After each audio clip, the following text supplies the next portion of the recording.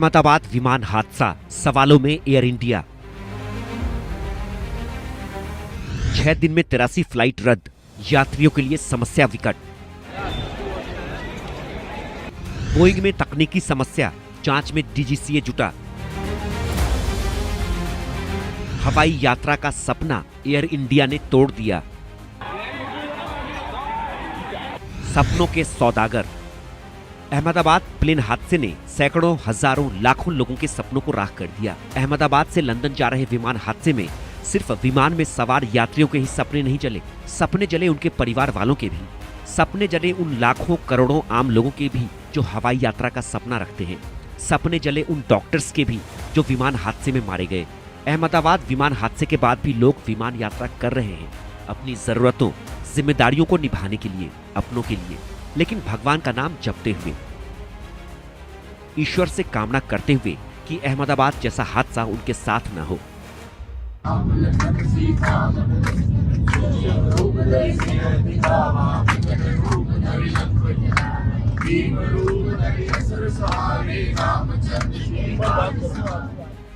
हर आदमी का सपना होता है कि कम से कम एक बार ही सही विमान में जरूर बैठे, बादलों को महसूस करे, बादलों के पार आसमान से अपनी धरती को देखे।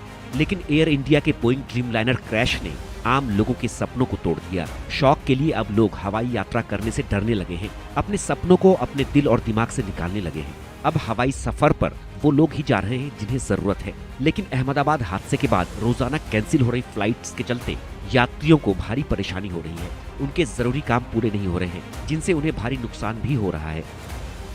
एयर इंडिया की 6 दिनों में 83 फ्लाइट कैंसिल हो चुकी है। इनमें 66 फ्लाइट बोइंग ड्रीमलाइनर की भी शामिल है।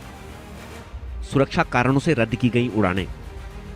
डीजीसीए कर रहा एयर इंडिया के बोइंग ड्रीमलाइनर की जांच। एयर इंडिया के बेड़े में 33 बोइंग ड्रीमलाइनर 787-8 हैं। 24 ड्रीमलाइनर की जांच पूरी हो चुकी है, सभी सुरक्षित पाए गए हैं। फ्लाइट्स रद्द होने से यात्रियों को भारी परेशानी हो रही है। अहमदाबाद में हुए प्लेन क्रैश में विमान सवार 242 में से 241 यात्री की मौत हो गई। इस घटना ने देश और दुनिया को हिलाकर रख दिया। इसी के बाद बोइंग ड्रीमलाइनर की सुरक्षा को लेकर सवाल उठने लगे हैं। आए दिन एयर इंडिया की फ्लाइट में तकनीकी समस्याएं आ रही हैं, जिसके चलते कई फ्लाइट को वापस लौटना पड़ा है। उधर डीजीसीए एयर इंडिया के ड्रीमलाइनर की जांच कर रहा है। इस वक्त हम नई दिल्ली के डोमेस्टिक एयरपोर्ट के पास मौजूद हैं। जिस तरीके से 12 जून को बोइंग 7878 ड्रीमलाइनर क्षतिग्रस्त हुआ था और जिसमें कई लोगों की जानें गई थी, उसके बाद से तकरीबन 12 जून से 17 जून के बीच 83 जो फ्लाइट है वो कैंसिल हुई है, जिसमें से 66 जो फ्लाइट है 787 बोइंग जो एयर इंडिया की वो फ्लाइट है। हालांकि एयर इंडिया ने इस पूरे मामले में ये बताया है कि सुरक्षा की को लेकर ऐसी कोई बात नहीं है और पूरी सुरक्षा का इंतज़ाम किया जा रहा है। मैं इस वक्त मेहरम नगर के पास हूं और ज़्यादातर जो डीजीसीए के एक रिपोर्ट में ये सामने आया है कि जिस तरीके से अहमदाबाद में 12 जून को जो एयर इंडिया की बोइंग 787 ड्रीमलाइनर जो क्षतिग्रस्त हुआ, डीजीसीए ने ये माना है कि ज़्यादातर जो एयरपोर्ट है वो रिहायशी इलाकों के पास है, जो कहीं ना कहीं सुरक्षा को लेकर एक बेहद अहम माना जा रहा है।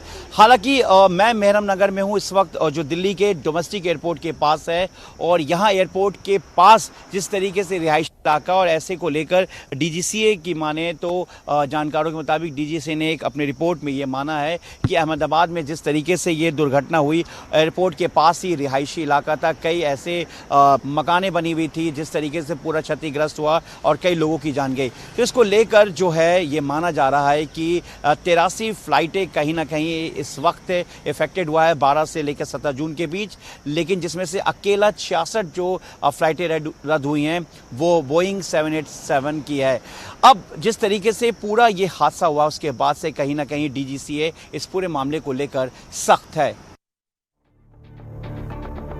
डीजीसीए की रिपोर्ट में एयर इंडिया के 33 बोइंग ड्रीमलाइनर 7878 और 9 में से 24 प्लेन को क्लीन चिट दी गई है, यानी पैसेंजर्स की सेफ्टी के लिहाज से 24 प्लेन सुरक्षित हैं।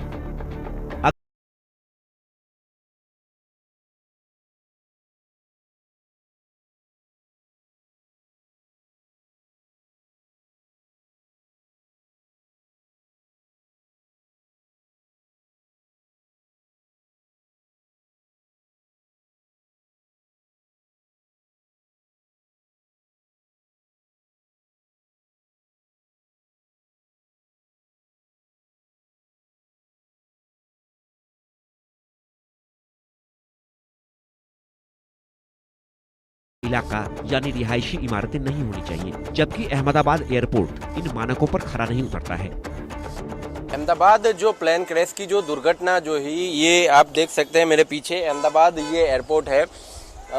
ये अहमदाबाद एयरपोर्ट जो है वो यहाँ आप देख सकते हैं, ये सरदार वल्लभ भाई पटेल इंटरनेशनल एयरपोर्ट जो अहमदाबाद शहर के बीचों बीच जो है वो बना हुआ है। तकरीबन 1991 से इस एयरपोर्ट पर जो है वो इंटरनेशनल जो उड़ान है वो यहाँ से शुरू हुई थी। इसकी स्थापना जो है वो 1937 में इस एयरपोर्ट की जो स्थापना है वो जो है वो की गई थी।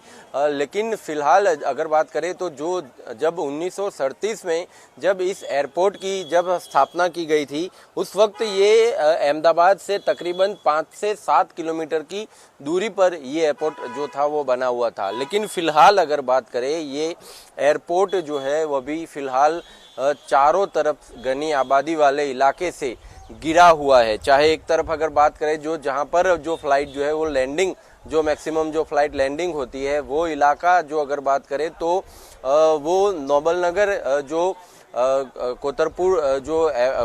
कोतरपुर अप्रोच है, वहाँ पर ये फ्लाइट जो है वो लैंडिंग होती है मैक्सिमम।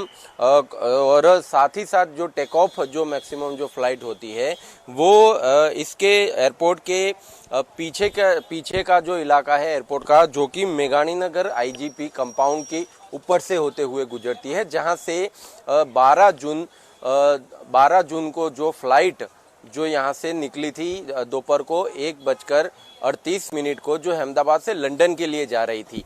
और यहीं से एयरपोर्ट के पीछे की तरफ से ही जो बाउंड्री वॉल थी उससे टकराने की वजह से ये प्लेन जो दुर्घटना है वो हुई। और उसमें नीचे की तरफ भी जो बीजे मेडिकल परिसर का जो अतुल्य नाम का जो रेसिडेंस जो इलाका था वहाँ पर गिरी, और बहुत सारे लोगों ने भी इसमें जो है वो अपनी जान गंवाई।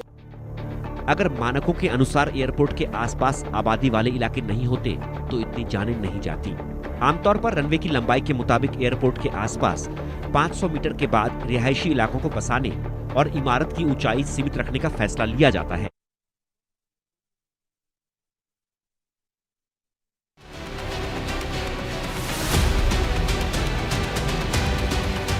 गोल्डी मसाले के 100 ग्राम के स्पेशल पैक्स में